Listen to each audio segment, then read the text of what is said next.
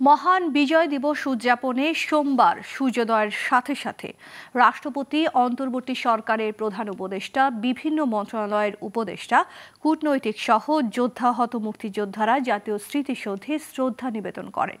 এরপরই খুলে দেওয়া হয় প্রধান ফটক। এ সময় স্মৃতিসৌধে নামে সাধারণ মানুষের ঢল। বৈষম্য বিরোধী ছাত্র আন্দোলনে ফ্যাসিস্ট সরকারের পতনের পর প্রথম উদযাপিত হচ্ছে বিজয় দিবস। বৈষম্যহীন এবং সবার জন্য একটি সুন্দর বাংলাদেশ গড়ার প্রত্যয় সর্বস্তরের মানুষের। সাভার থেকে তোফায়েল হোসেন তোফাসানির তথ্যচিত্রে ডেস্ক রিপোর্ট। ৫৬,০০০ বর্গমাইলের দেশ আমাদের বাংলাদেশ। এই ভূখণ্ডকে মুক্ত করতে বীর শহীদেরা বুকের তাজা রক্ত দিয়ে এনেছিলেন লাল সবুজের পতাকা। মুক্তিযুদ্ধের সেই বীর শহীদদের শ্রদ্ধা জানাতে ভোরে সাভারে জাতীয় স্মৃতিসৌধে নামে সাধারণ মানুষের ঢল। লাল সবুজের রঙে রঙিন হয়ে ওঠে স্মৃতিসৌধ প্রাঙ্গণ।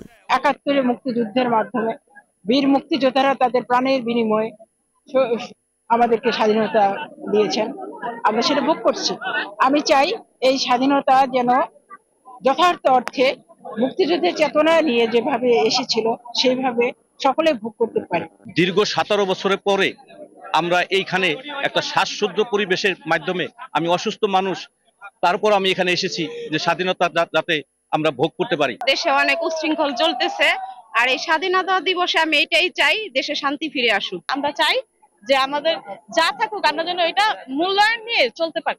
বৈষম্য বিরোধী আন্দোলনের মধ্য দিয়ে হাসিনা সরকারের পতনের পর প্রথম মহান বিজয় দিবস উদযাপিত হচ্ছে। এই দেশে যেন আর কোনো স্বৈরাচারের জন্ম না হয় সে কথা ব্যক্ত করেছেন সাধারণ মানুষ। যারা বুকের তাজা রক্ত দিয়ে এই দেশ স্বাধীন করেছে তাদের শহীদ স্মরণে আমরা এই ১৬ ডিসেম্বর উপলক্ষে ফুল দিতে যাচ্ছি। এই দেশে যেন আর কোনো স্বৈরাচারের জন্ম না হয়, সেই স্বৈরাচার যেন একটা পতন হয়েছে, আর যেন কোনো স্বৈরাচার না আসে, সেই স্বৈরাচার মুক্ত একটা বাংলাদেশ আমরা গঠন করব। সূর্যোদয়ের সাথে সাথে রাষ্ট্রপতি, প্রধান উপদেষ্টা, যুদ্ধাহত মুক্তিযোদ্ধারা শহীদ বেদিতে শ্রদ্ধা নিবেদনের পরই খুলে দেয়া হয় স্মৃতিসৌধের প্রধান ফটক। এরপরেই শ্রদ্ধা নিবেদনের ঢল নামে সাধারণ মানুষের। মহামান্য রাষ্ট্রপতি, মাননীয় প্রধান উপদেষ্টা এবং পূর্ব তিমুরের মহামান্য রাষ্ট্রপতি এসে তাদের বীর শহীদদের প্রতি শ্রদ্ধা জানিয়েছেন।